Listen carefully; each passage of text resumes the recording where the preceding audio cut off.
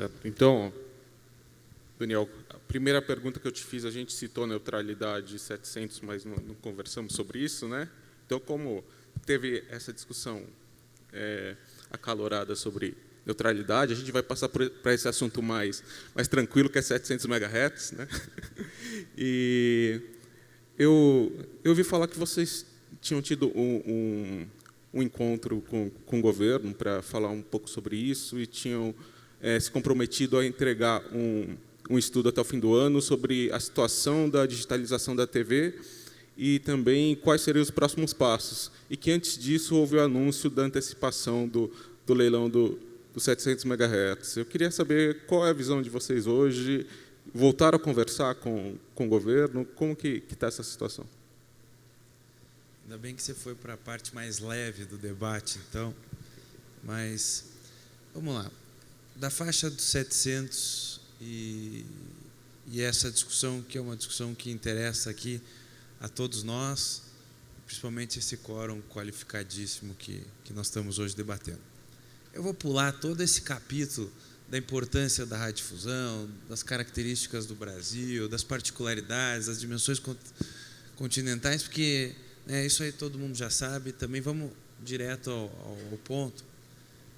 O governo, através do ministro Paulo Bernardo, chamou o setor para abrir o diálogo sobre a faixa de 700, colocando que, olha, existe uma conjuntura internacional, apesar das características aqui do Brasil, e existe também uma política de governo, que é a questão da importância da massificação da banda larga, e nós queremos escutar o setor da radiodifusão.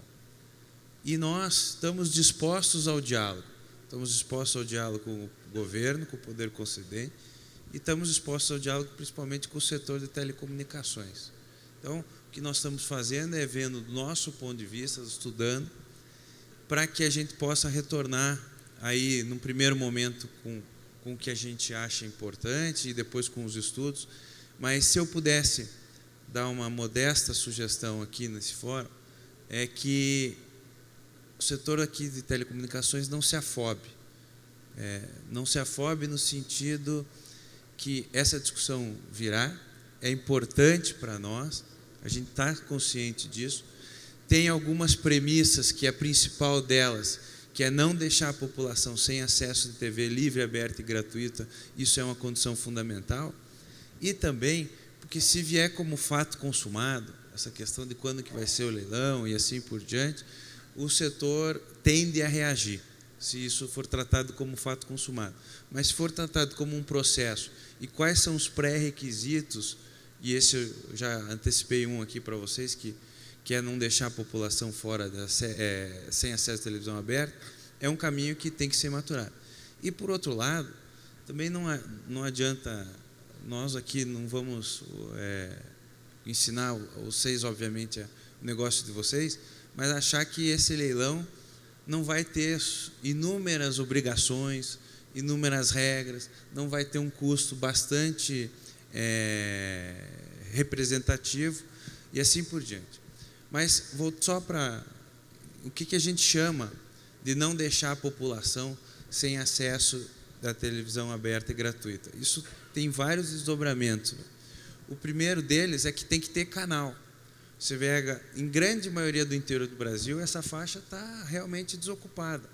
Mas onde há mais interesse econômico, por todos os lados, é onde tem mais, que é São Paulo, que é Rio de Janeiro, que é interior de São Paulo. Tem um congestionamento de canais ali da radiodifusão já, que precisa ser equacionado.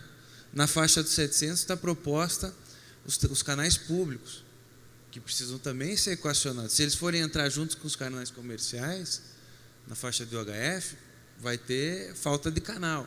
Falta de canal é deixar a população sem acesso. Segunda coisa, antecipar o switch-off em algumas cidades. A gente entende que isso é uma discussão sensata, porque já que a implantação foi gradual, faz sentido que o desligamento seja gradual também, mas desde que tenha uma política de massificação do set-top box, desde que tenha uma política industrial para que os televisores tenham acesso. E um dos problemas mais graves que também passará nessa discussão é que hoje a capilaridade da televisão aberta, ela se dá muito, são quase 11 mil retransmissoras, 10.800 e algum quebrado, que ela passa muito por retransmissoras que são detidas pelas prefeituras. E isso aí, a nossa estimativa, é quase 40% desse total, são hoje sinais de televisão abertos que estão no interior do país retransmitidos pelas prefeituras. E isso precisa ser digitalizado. E as prefeituras não têm esse recurso financeiro. O ministro Paulo Bernardo falou aqui hoje que talvez um caminho que possa ser dar algum tipo de apoio ou financiamento para que esses órgãos públicos, essas prefeituras, possam também buscar o financiamento. Então, existem inúmeras opções, um problema complexo, só tem saída complexa, mas que nós estamos absolutamente conscientes, Valério, que esse diálogo precisa ser feito e ele precisa caminhar. Isso o setor também está trabalhando nesse sentido.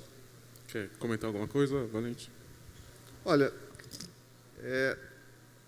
em fevereiro de 2007, nós tivemos um projeto de lei chamado PL 29, que depois de 4 anos e meio redundou na lei do serviço de acesso condicionado. Foram 4 anos e meio de alegre convívio com a radiodifusão, tá certo? E aí nós conseguimos construir um relacionamento que, entre tapas e beijos, acabou sendo um relacionamento interessante, né, Daniel? Então, eu acho que, primeiro fazendo um contraponto naquela questão ainda da neutralidade, a gente demorou 4 anos e meio, não estou preconizando não, tá, Juarez, que a gente fique 4 anos e meio, mas vamos discutir um pouquinho, mas até a gente já conseguiu uma certa... E nesse caso específico dos 700 MHz, eu acho, e tenho dito isso desde a primeira intervenção pública que eu fiz com relação a esse tema, acho que esse pode ser o grande projeto que une realmente os dois setores. O projeto de televisão digital no Brasil foi iniciado em dezembro de 2007, no lançamento que foi feito lá na cidade de São Paulo, e por uma série de razões está provavelmente com uma velocidade que é uma velocidade aquém daquilo que nós, como sociedade, imaginamos. Os benefícios que a televisão digital pode oferecer para o brasileiro, especialmente aquele das mais baixas rendas, não dá para discutir. Mas a gente nota que, por uma série de razões, a gente precisa acelerar esse processo.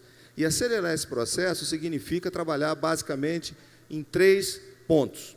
Primeiro, é a questão da transmissão, né?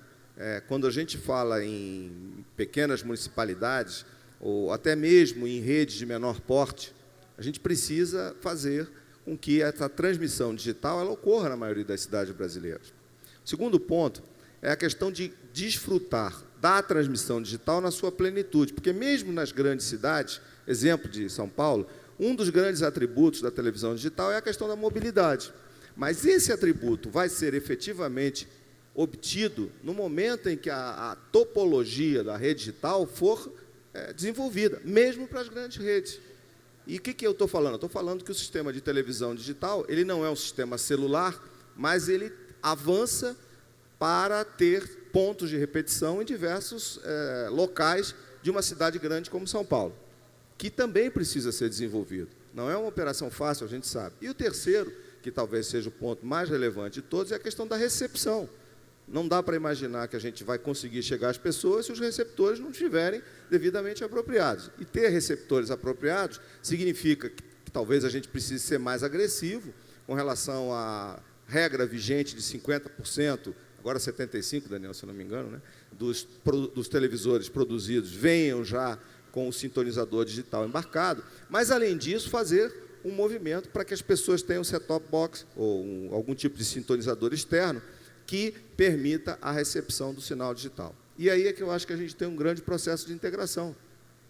Quer dizer, se nós tivermos a experiência e acho que a disposição que já foi manifestada pelo ministro Paulo Bernardo de ser a mesa de discussão para que as empresas de telecomunicações, as empresas de produção de conteúdo de maneira mais abrangente, aí incluindo até os radiodifusores e outros setores e o próprio Estado, esse pode ser o grande projeto de integração dos diversos setores em benefício da sociedade, que vai ser obtido pela televisão digital, vai ser obtido pelo respeito às regras existentes, vai ser obtido pelos benefícios na telefonia celular.